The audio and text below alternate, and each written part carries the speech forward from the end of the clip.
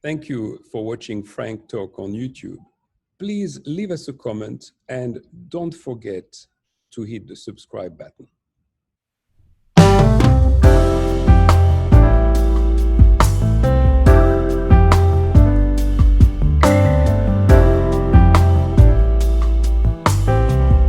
So I'm joined today by a very special person that made his aliyah, that means an immigration for a Jewish person going to live to Israel. This person used to live in Australia. He is an Australian. Welcome, Arnold Roth. Thank you, Albert. And you are in Jerusalem. I certainly am. As your background tells us. That's right. And Arnold, I would like to ask you to tell us your story from the time that you were living in Australia, because you were born in Melbourne, right? I'm born in Melbourne in the middle of the cohort of children born to Holocaust survivors. Melbourne has more per capita than any other place in the world. And I was raised in Melbourne and married outside of Melbourne, married a girl from New York, and then moved here to Jerusalem in 1988. So were your children were born in Australia, or were they born in Israel? I have 7 children. 4 of them were born in Melbourne. The youngest was Malki, before who we had 3 young sons, all grown up now, all married, all with their own children. So the chronology, therefore, the chronology yes. is that you got married to New York, you came back to live in Australia, and eventually right. You went to move to. The truth is that I just want to emphasize this because it's important, yes. I think, for those who don't know your story yet, to fully understand that Malki, because we are going to talk about Malki in particular, she was born in Australia. That's correct. So what year did you immigrate to Israel? Came here in 1988. Okay, and so tell us what happened. You were a very successful lawyer in Australia.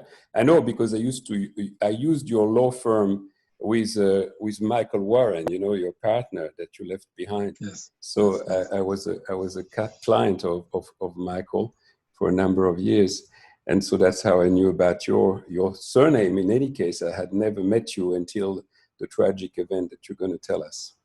Yes.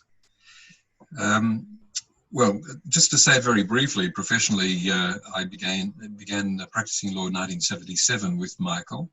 1978, we started together in partnership. Along the way, I realized that I needed to complete my commitment to my wife. I married her conditionally, that is, she imposed a condition. She said that she wanted to know that we were going to make our home in Israel eventually. And I agreed, and I said that I needed 7 years in order to basically to take advantage of my Australian law degree and then be in a position to go to Israel. And after 12 years, I kept my 7-year commitment. And we arrived here 12 years after we got married with 4 children.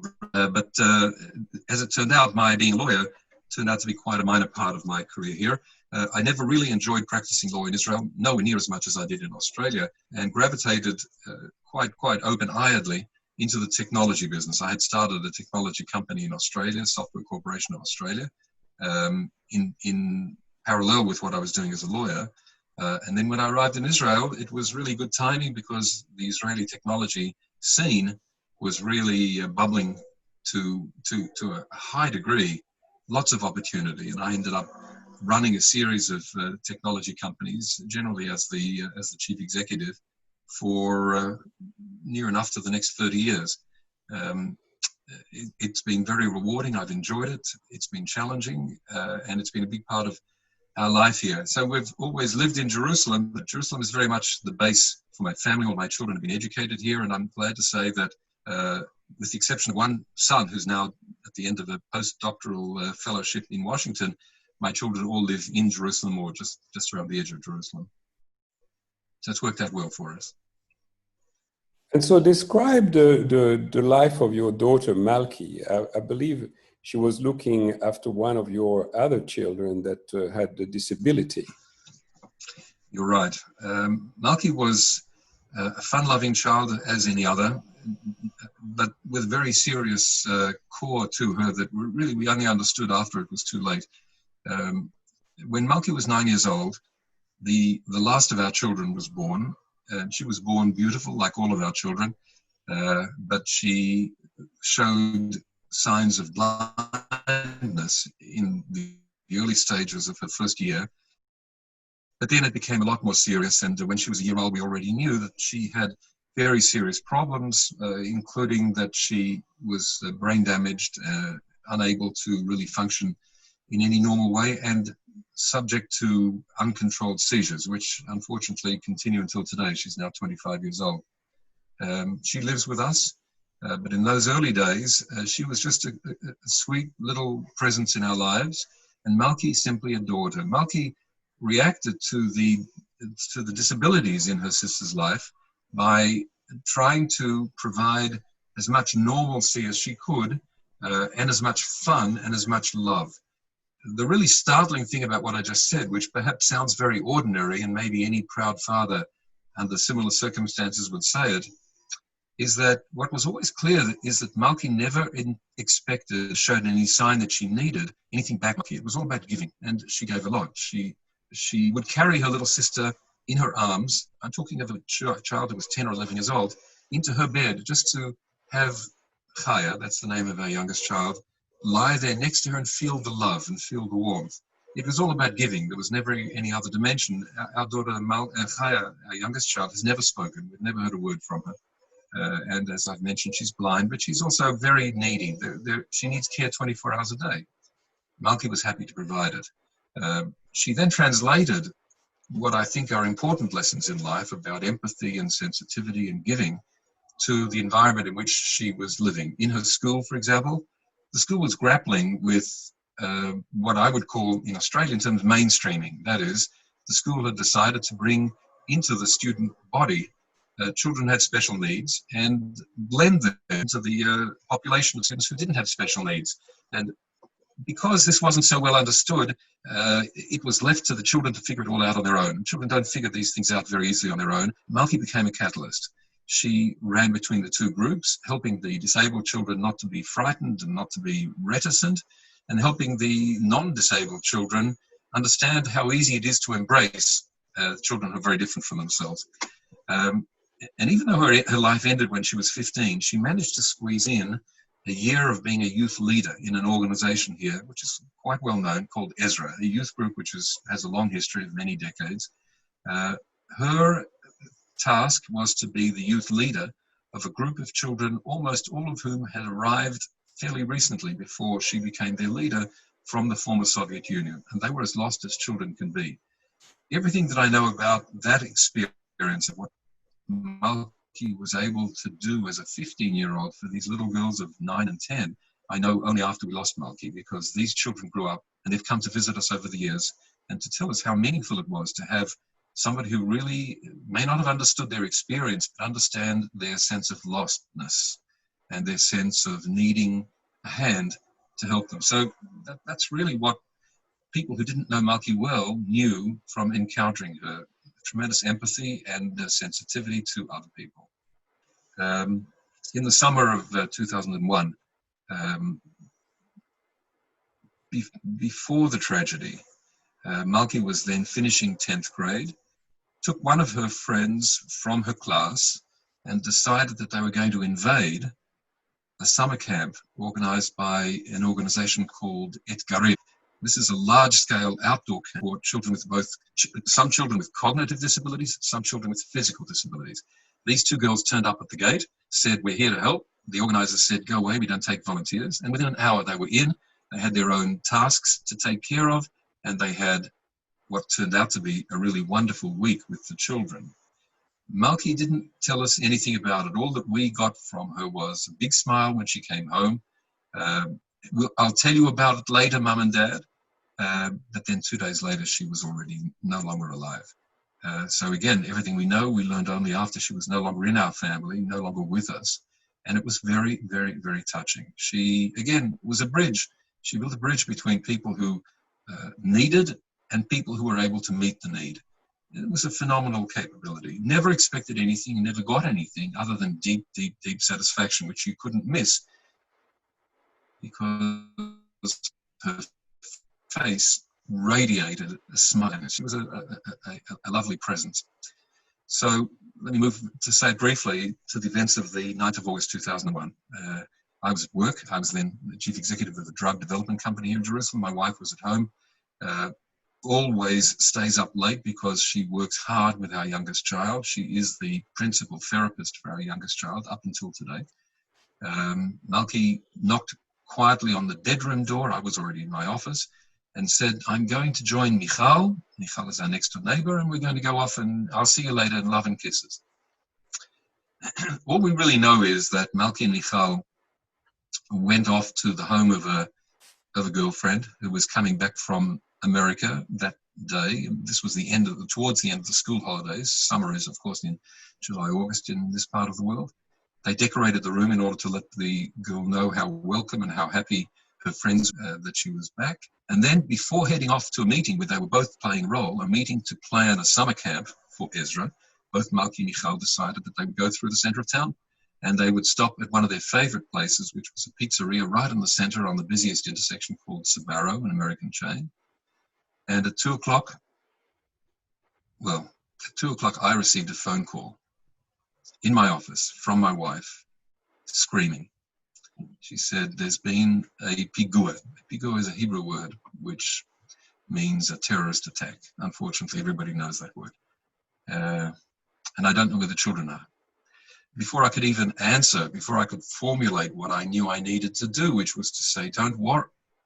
I couldn't even get the words out. My wife had hung up the phone from it, and I started thinking about what I ought to be doing. My first thing was to call Malki. Malki had a cell phone. They weren't so common in those days. I called her first. The line went straight through to voicemail. I didn't get too concerned about it. I tried again half an hour later, and I couldn't get through at all. By then, Frimet had already told me that she'd made contact with our other children, our three sons who are older than Malki. And without going to all of the details, because it's quite a harrowing experience, it became clear after about 2 hours that something was seriously wrong. We couldn't reach Malki. I packed myself up. I had phone calls to Novartis, our big customer, other drug companies, well into the evening. It was at about 5 o'clock that I left my office. I went home. Frimet by then had taken herself out. She called me and said, I'm going crazy. Come home and look after Chaya because I have to go out and do something. I don't know what to do. And what she did in the end was she went out to the street, and as she was looking to get into her car, she saw our next door neighbor, a lovely lady called Aviva, and discovered that both of them were looking for the same thing, a daughter who had gone into the center of town. In fact, they were together. They were the best of friends, and Aviva and Frimet headed off to Shaarei Tzedek Hospital. And there they separated. It was a terrible scene. Ultimately, Frimet, after looking everywhere, found nothing and came home. Aviva stayed and, as we now know, found her daughter there sometime later. And so it went for us until late at night, almost midnight. Again, the details I'm going to skip because they add nothing to anybody else's life and they're just harrowing for me. We didn't find Malki, and then a social worker spotted me looking around, looking lost, looking desperate at 11 o'clock at night in the Hadassah Hospital in Jerusalem. And she arranged for a social worker to take me, but I said, no, I'm not going. I need to go home to my wife to take our two oldest sons. They went down to the state pathology lab called Abu Kabir in Jaffa. And at 2 o'clock in the morning, we got a phone call from our sons saying they found their sister. And that was the end of the first part of our lives.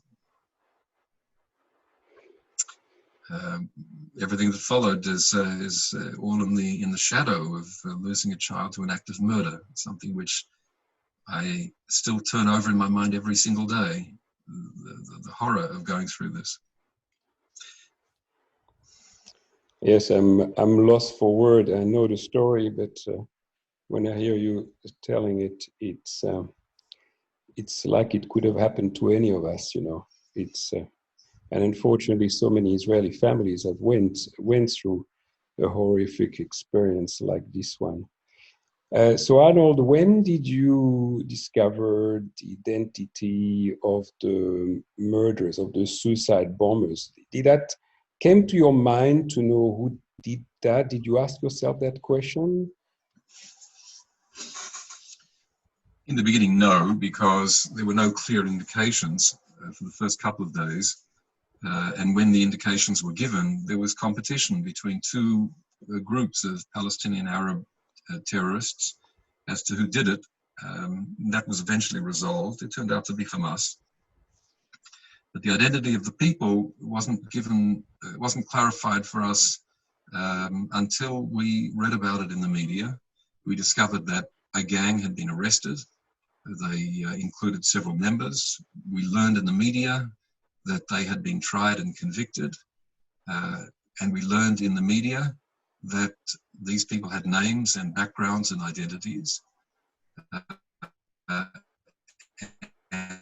at no stage, at any stage, did anybody contact us to say, here are the things that we've discovered and here are the things that we're going to do next. It's always been finding out about it through the media. Quite a shattering dimension to all of this.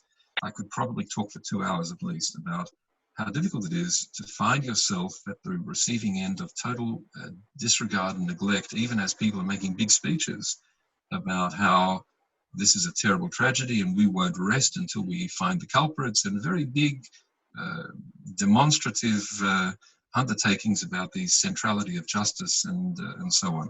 I speak, of course, with the cynicism that has come in the past 19 years, but it's hard not to be cynical in the face of this chasm that exists between those to whom these things are done and those who preside over the whole process, whether it's the government or politicians or even observers like the media.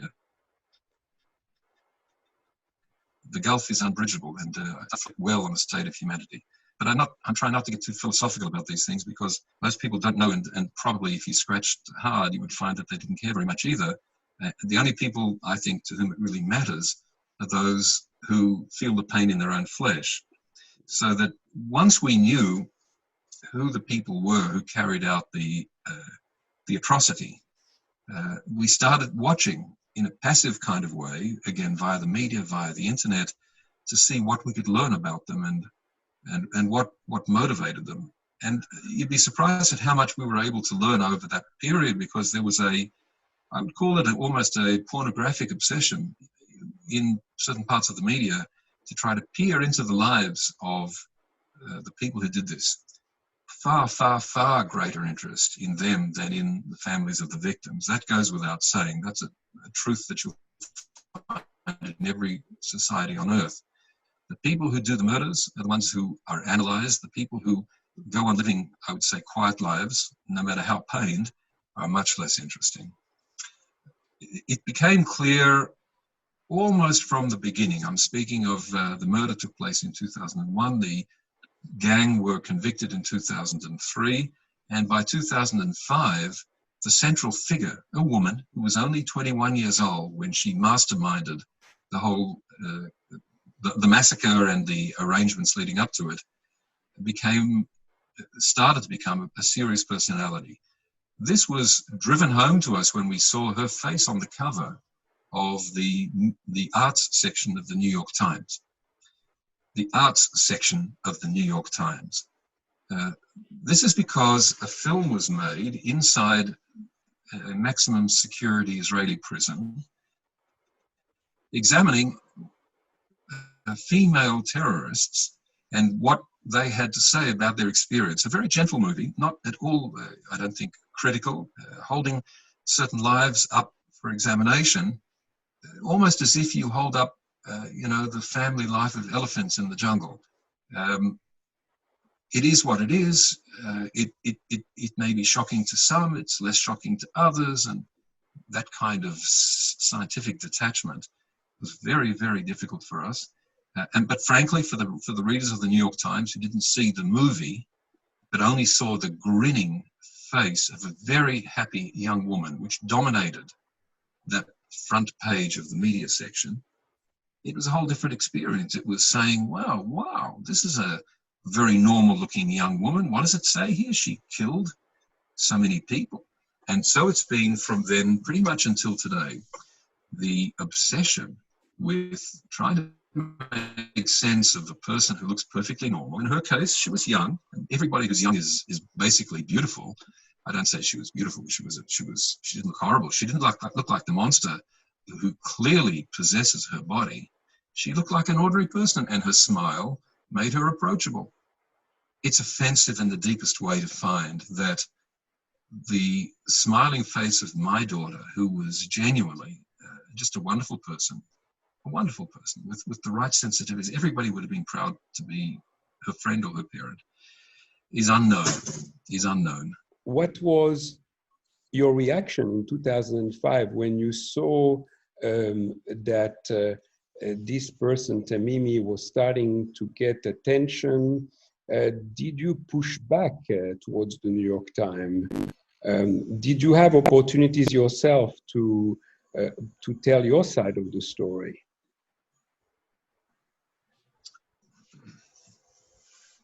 When we saw the first of what turned out to be a long stream of obsessive media articles, not all of them in the newspapers, later on many more of them on the internet, my wife and I responded by initially writing a letter to the editors of the New York Times. It was ignored.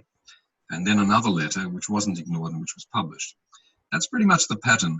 People have reacted initially to almost every intervention on our part as victims, as people who are talking about a death rather than as talking about a murder. The death is much more of an issue for us than the murder. The murderer is a criminal sitting in prison at that point. Your daughter was Australian, and this story broke in Australia.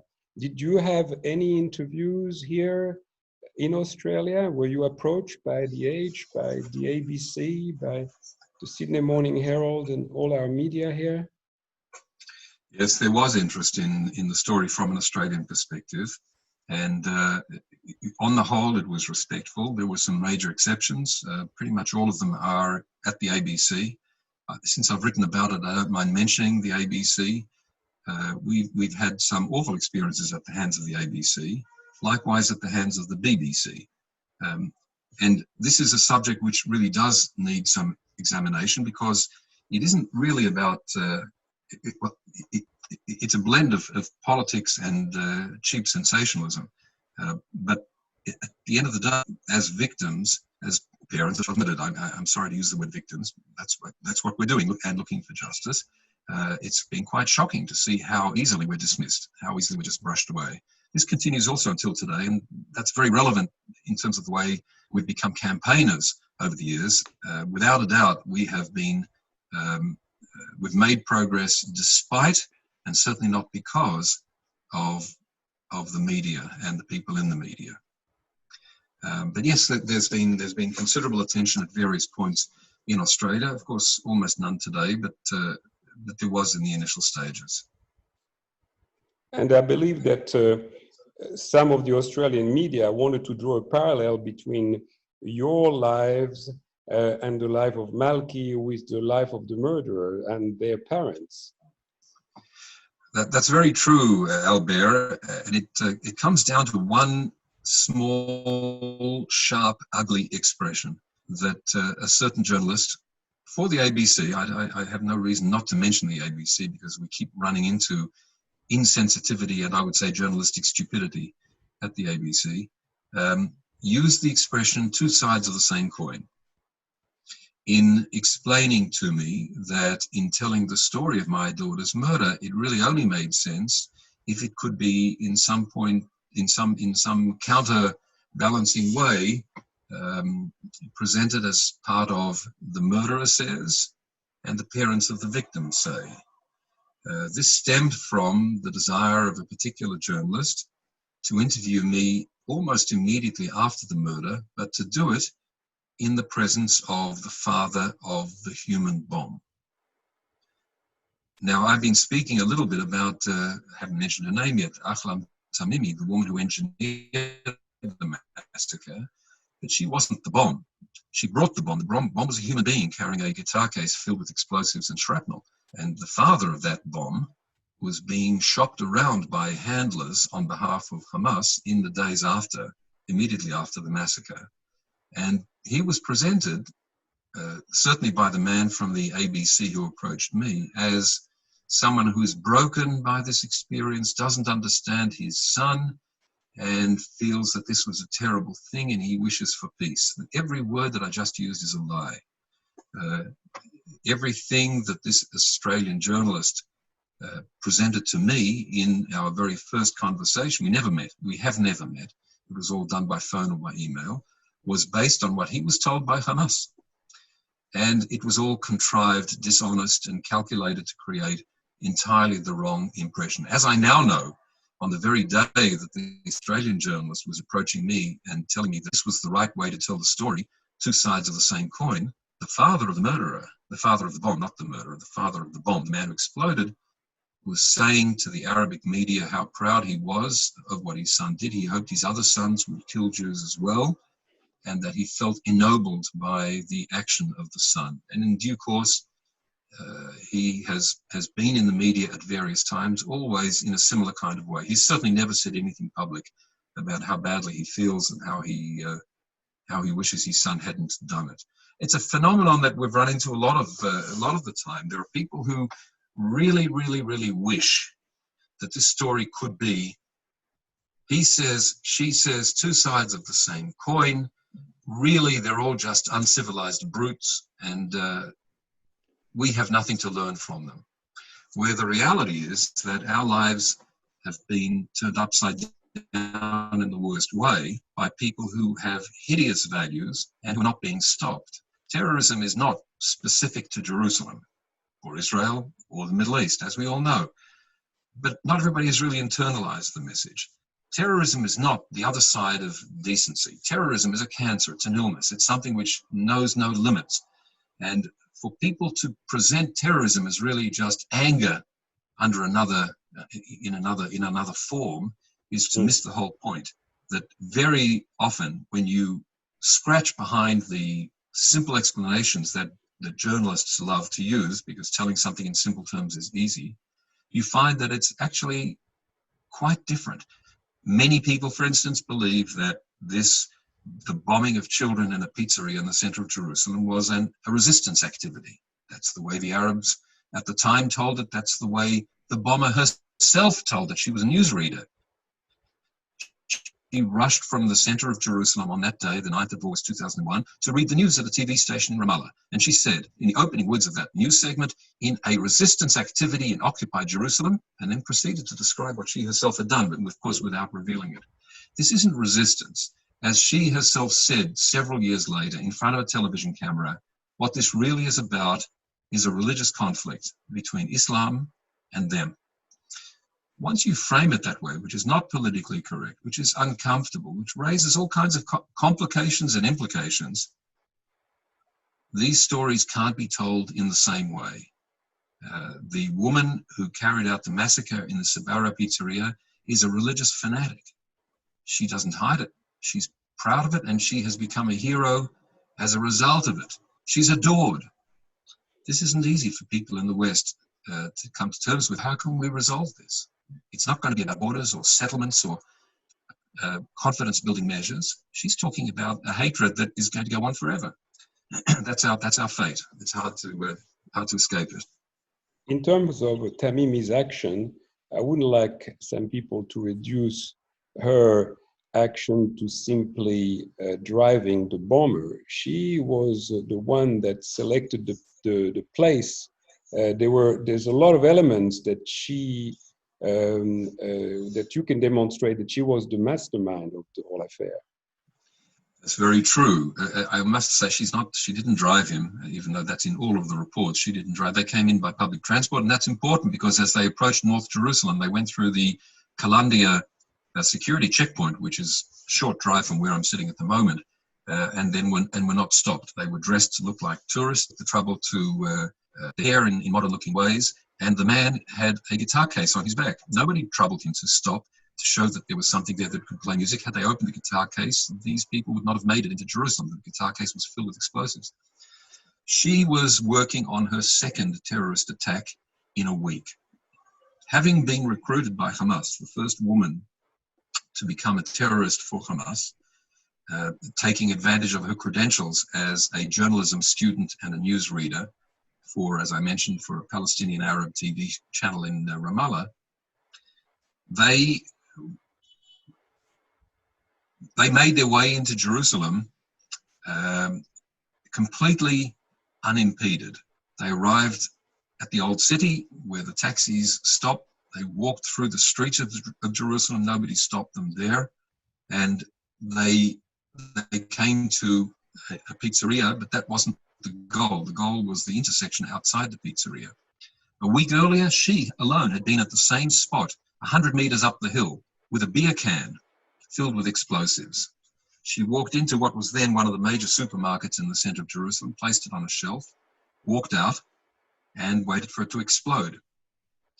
It didn't kill anybody, but she has been making a living over the 20 years, 19 years since then by claiming that the building collapsed. The building was, and I mentioned this for people who visited Jerusalem, it was Hamashbir L'Tzarchan, which was then the main department store in the center of Jerusalem. In her accounts, and she has said it again and again on television, she brought the building down and many people were killed, but the Zionists hid all of this in order to save their morale. This is, of course, complete invention. But within a week, she was back in Jerusalem with another bomb, a much bigger bomb, a bomb which was a human being carrying explosives, and went to the spot that she had picked because of the children who were there. It was school holidays. It was not a random choice. Her desire, her instruction to the human bomb was walk into the center of the intersection at the corner of King George and Jaffa Road, because that's where, when the traffic lights turn red and pedestrians can cross in all four directions, you'll find the largest number of children in the city. She knew that because she had scouted the scene. So it's exactly as you say, Albert. She was the person who decided who should die and when they should die and why they should die and how they should die. And a 21-year-old woman. When she went through the trial, she was found guilty, and she was found 16 lifetimes in jail. 16 lifetimes, is that what she got? Lifetimes in jail with a recommendation. Yes, with a recommendation from the panel of judges that she never be included in any parole or political agreement for the release of prisoners. She made a very strong impression on the court. That's very important, because then what happened in 2006, there was a soldier, an Israeli soldier that was kidnapped by Hamas, that was Gilad Shalit. And that eventually is something that turned out for you to be another ordeal. Can you explain that? Yes, once Gilad Shalit was captured and hidden and stayed hidden for 5 years by Hamas, the demands became publicized. Hamas wanted the release of terrorists, and the negotiations continued in a non-linear fashion for quite a long time, without the Israeli public becoming very aware of what the issues were. What we now can say, looking back at that, is that, first of all, the man in charge, the Prime Minister of Israel, was one of the most authoritative figures in the world on how you deal with situations like this. Faced with demands from terrorists, said Bibi Netanyahu in a very successful book published in the 1990s, you don't give in, you can't negotiate with terrorists. And of course, he was right. There are terrible consequences to giving them the power to determine what comes next. You must always refuse to negotiate with terrorists. He has a whole book which argues that point. Unfortunately, that's not the way it played out. And ultimately, as the pressure in Israeli society to see Gilad Shalit walk free grew, and it did. Tremendous passion to see this young man return to his family. Unknown to the Israeli public, the price for his freedom kept rising and rising. You'd have to call this an unsuccessful negotiation. In the end, in October 2011, the Prime Minister announced to, I would say, a generally supportive Israeli public that we have cut a deal, and in 3 days or 4 days or 2 days, I don't remember the exact time period now, we are going to be carrying out that deal. We will receive back our son, Gilad Shalit, and we will be releasing. And as it turned out, what we will be releasing was 1,027 prisoners. I'm still quite bitter about the way the makeup of those prisoners was really concealed from the Israeli public. More than half of them were murderers. More than half of the 1,027 people were in prison because of murder. And this was never stated. It's certainly the case. I have a list of every single one of them, and I've been updating it over the years as the people who walked free that day have engaged in fresh acts of murder. My wife and I were not opposed to the Shalit deal at the time. Other people were, and there were people who were in the news a great deal, even going to the High Court of Justice to try to stop it. We felt that that was not going to work and that we would be humiliated by the experience. And looking back at it, looking at what happened to the people who did go to the court and did demonstrate in a very public way, I'd have to say that the humiliation was a big part of their experience. We focused, however, and quite energetically and quite forcefully on saying this woman should not be in the list. She's charismatic. She's unrepentant in a way that no one else is because she's had TV cameras in her prison cell. She has somehow managed to be interviewed while she's behind bars, serving 16 terms of life imprisonment. It's a mistake. Don't hand her over. She represents 1/10 of 1% of the price that Israel has convinced Authorities to pay. Don't include her. Since I've written this elsewhere, I will say to you that we had letters delivered to the Prime Minister at the time, arguing briefly but forcefully. But it was not productive. We never received a single response, not then and not since then. And we're left with a very bad feeling. She was released along with 1,026 others. Unlike the others, she was taken to Egypt for to be received with great honor by Khaled Mashal, the supreme head of the Hamas, who showed her great honor. She was then put on a special flight to Amman, Jordan, where she was born, where she was raised, where she was educated, and she was received in Amman the following day to a rapturous reception. And if that wasn't hard on us, and it was because we were seeing it in real time, almost immediately she embarked on a series of public lectures and public appearances, and then eventually, within a couple of months, her own TV program. Every weekend, a TV program made in the capital of Jordan, broadcast throughout the world in Arabic. So many of the people watching our conversation here today, Albert, won't be personally aware of it because they don't speak Arabic or they don't tune into the Arabic media, but I do. I've watched and I've recorded many of her programs, and it's been a very difficult experience to see how she has genuinely evolved into a celebrity. She is the recipient of a great deal of honor. She has been a TV program similar to what I remember seeing in Australia, This Is Your Life, was shown on Jordanian television not that long ago, focusing on what a wonderful person is, a national hero. So I'm not talking about the dark corners of their society, of Jordanian society or even Arab society. I'm talking about a mainstream celebrity, a person who is celebrated, who is of course completely free today, free in every sense of the word, and who is a figure of emulation. Let me just take a moment to just defend the word emulation, because for many of the people that I've spoken to over the years, this is startling. 3 years ago or 4 years ago, perhaps at this stage, the most important school of journalism in the Arab world, which is based in Amman, it's called the Jordan Media Institute, its students declared her to be their success model. This blew me away. I saw it on the web, in Arabic, of course, so it wasn't being noticed by people outside the Arabic world. And I started writing about it and approaching the people who give it support. One of those people is the government of Australia. I wrote a letter to the Australian ambassador in Amman. I said, this is outrageous. You've lost your moral compass. You must stop this. this is a short version of a longer story. I did not succeed with the Australians. I did succeed with a number of other countries. In fact, I succeeded to the extent that 1/3 of the foreign governments and corporations which were funding the Jordan Media Institute up until that time withdrew their sponsorship and demanded the removal of their name from the website that says we give our thanks to these supporters. It should have been 100%, of course, because no one can ever defend this phenomenon of adulation for a person whose only real claim to fame in life is that she murdered so many people. But we can make speeches about this till next year. It won't change the reality. Yes.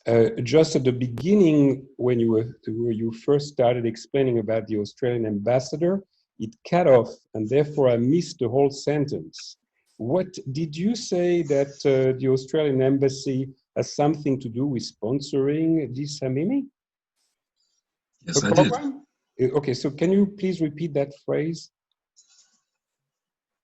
The Australian government, at the time that I raised concerns about this, was a funder of the Jordan Media Institute, a school of journalism which still operates and is very successful today, and whose students had declared Ahlam Tamimi as their success model. They had declared it on the website of the Jordan Media Institute very proudly.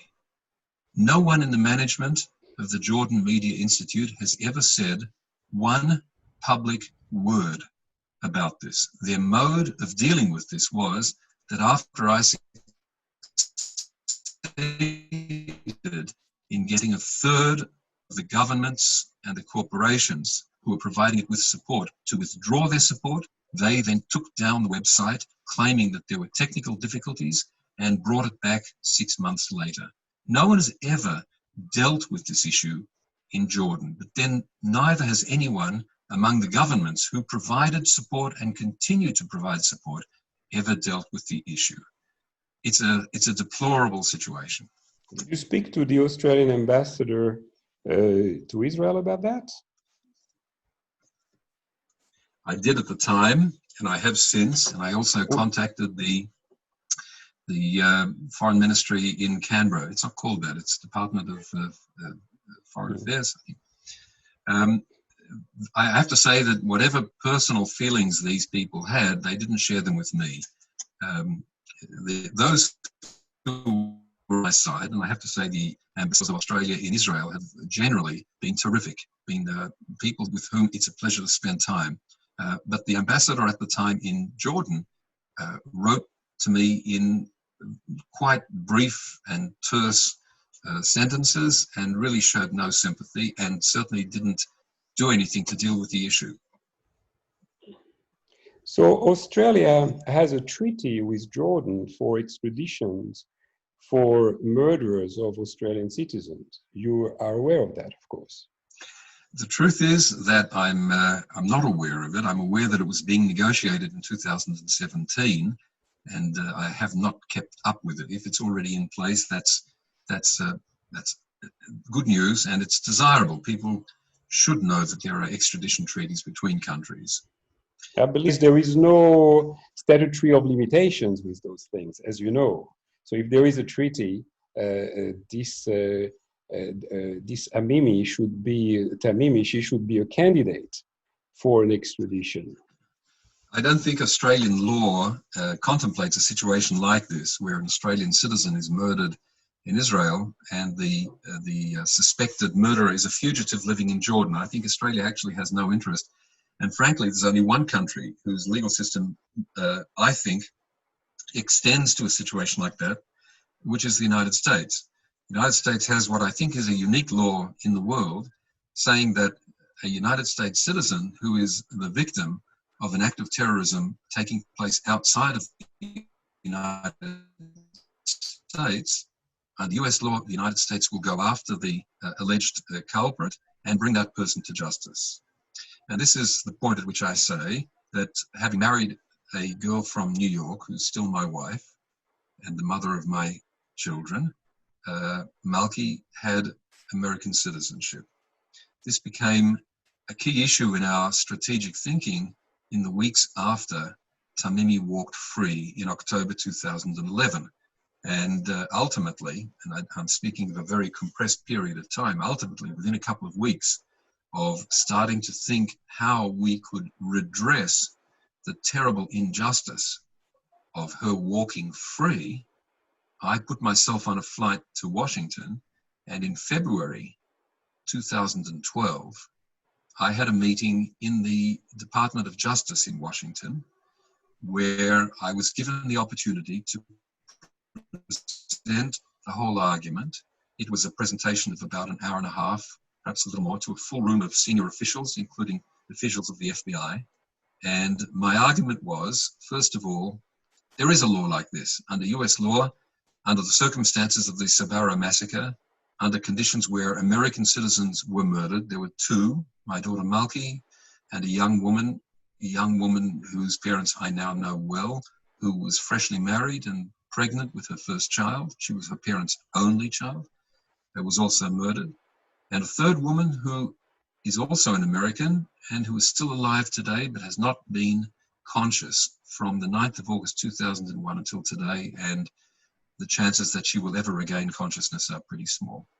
I explained all of this, and then I explained that under this American law that gives the American authorities the right and the obligation to go after the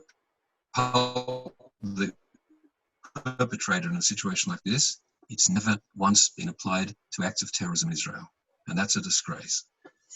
I got a very positive response, I have to say, from all of the authorities whom I met, and I was warned that while they will give favorable consideration to starting a legal case, they won't update us until it's really at the point where it can be announced to the public.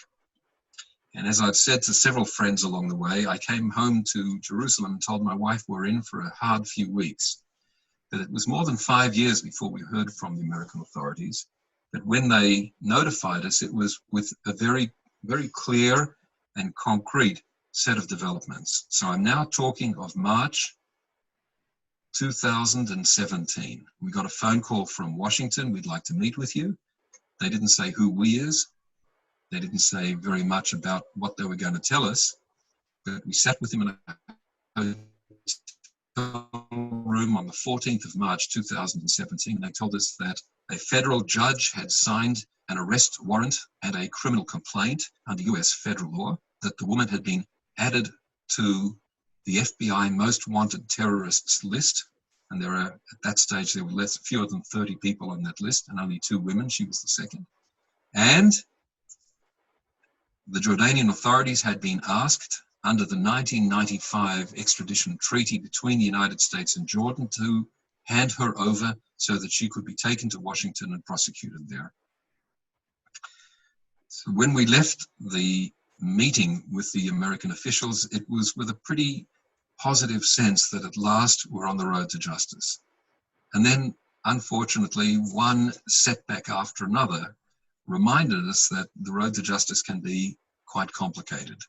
We discovered that though they wanted to have her extradited immediately, and although the Jordanians had extradited every time they had been asked to extradite by the United States, this time was different. And we discovered how different within just a few days, because the High Court of Justice in Jordan, which is officially called the Court of Cassation, convened a hearing on an appeal from what we know now, but we didn't know anything at the time, in which they handed down a decision that Tamimi cannot be extradited to the United States because the extradition treaty of 1995 is invalid, unconstitutional. As I have now learned in the years since then, it's highly controversial and highly unlikely that what they said was right, and that in any event, even if what they say is right, and there's no indication that they're right, they're wrong, the fact is that Jordan has extradited again and again and again at the request of the Americans each time. The difference is that Tamimi is a genuine celebrity in Jordan, and she's a celebrity because of what she did, because she killed so many Jewish children and got away with it.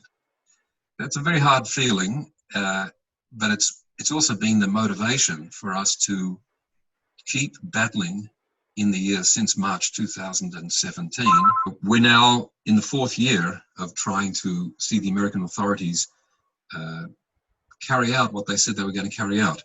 It's a complicated story. We've gone through 2 different governments and a significant number of senior officials. The best way for me to explain what's happening is that the people on the law and order and law enforcement side, the Justice Department in particular, want this to go ahead, and political considerations in other parts of the US government, essentially political considerations that say that we need to be kind and gentle with the government of Jordan, make the extradition, at least until now, frozen. But the fact is that it's a contentious issue. Jordan is a strategic friend of the United States and vice versa. And Israel is also a strategic friend, notwithstanding all of the coldness of the cold peace between Israel and Jordan.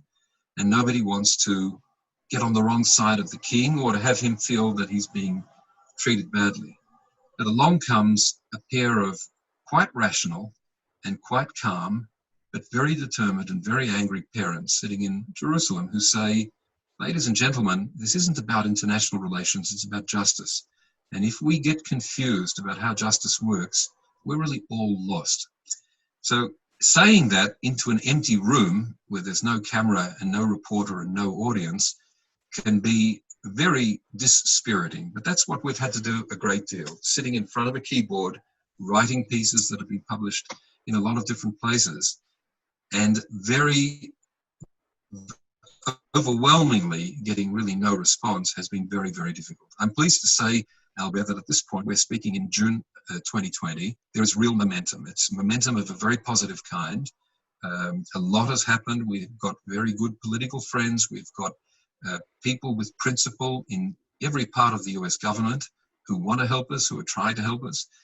We've got a lot of movement in the area of public opinion in the United States, but it's still a major battle. And very positive developments over the last week, some of which I can't even tell you now in a confidential way because they're really quite sensitive. But I hope that in the next week or two, we'll be able to make some press releases and announce more publicly the progress that we're making. What I can say openly is that the Jordanians have been as interested in our raising these issues of justice as I am in the dust on my building.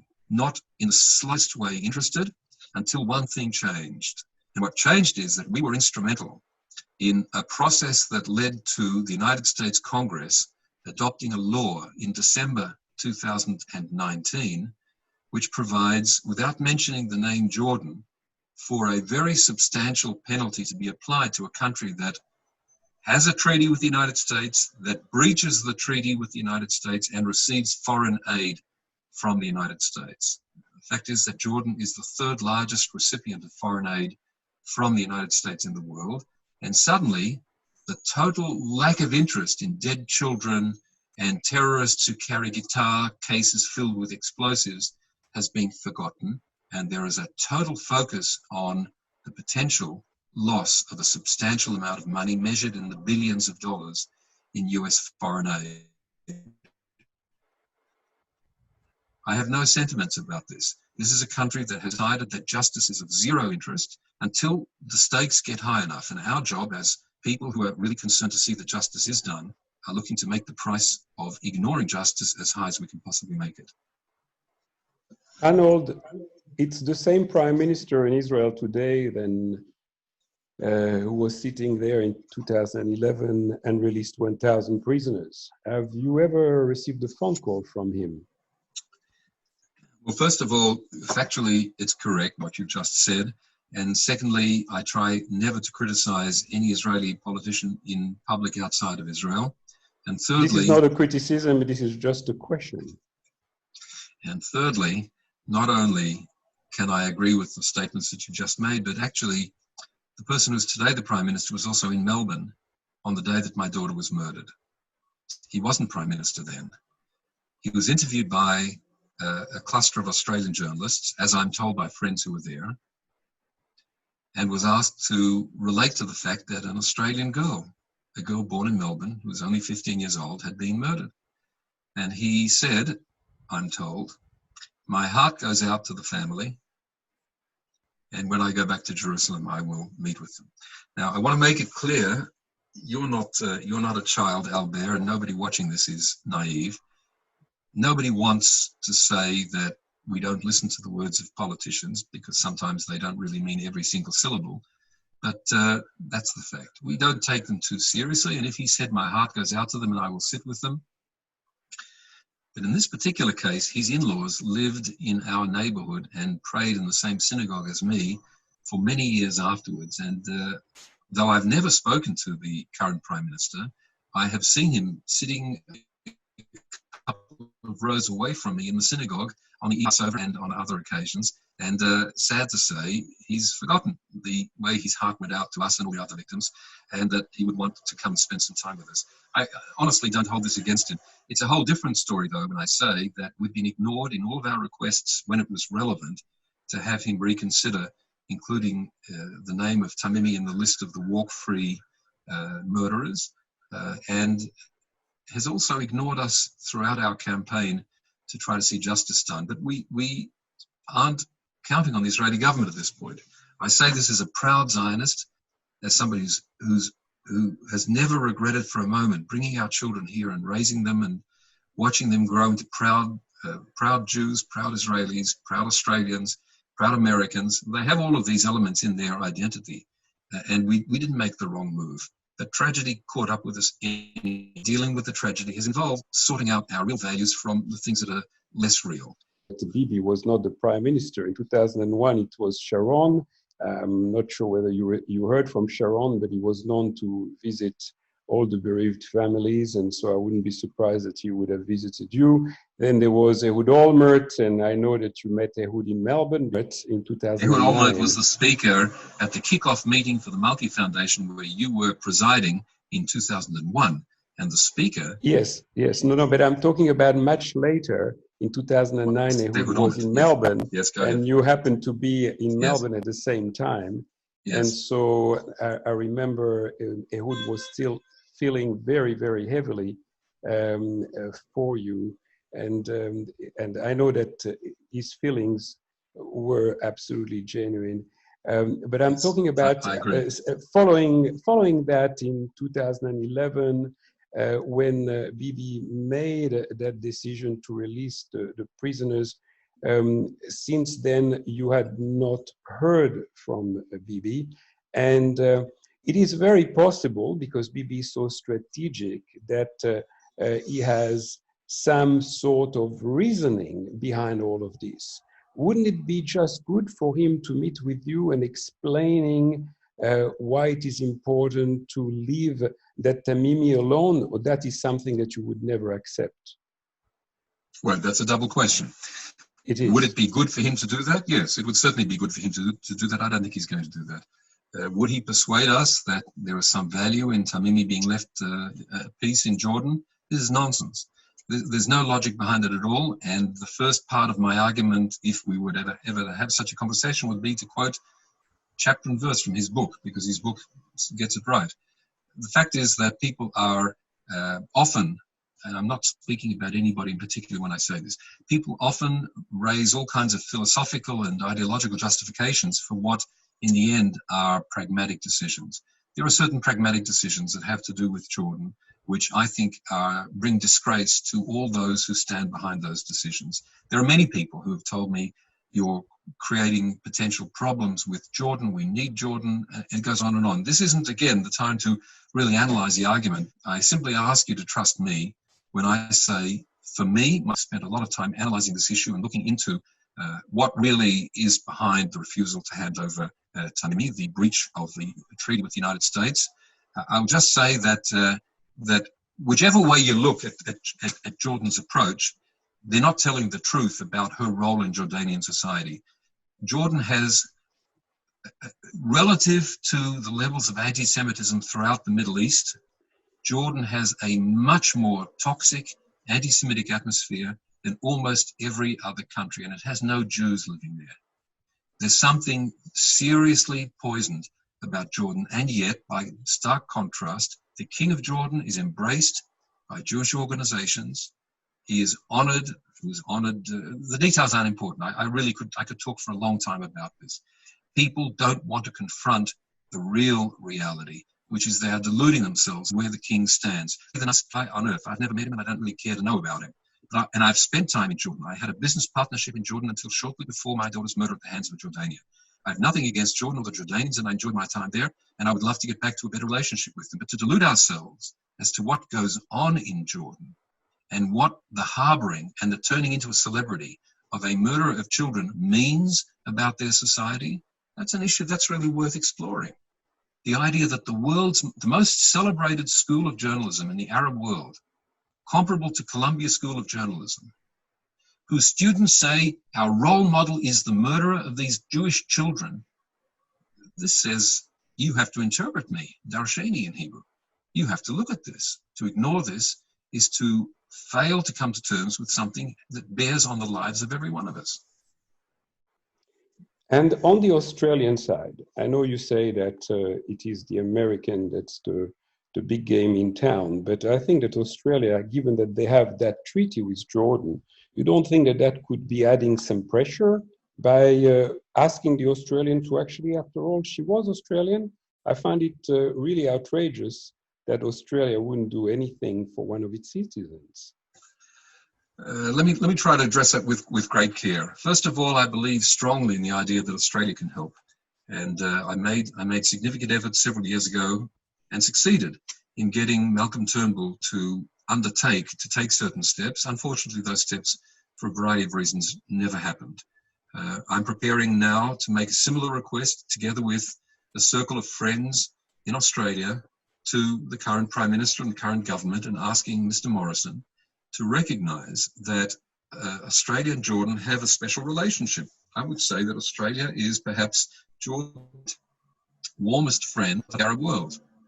And this is a relationship which carries with it a certain moral weight if Australia chooses to use it. I would like to see Australia step up and say, in various channels open to it, to the King of Jordan, who of course is the Jordan, there is no other decision-making power there of any significance, we are disappointed.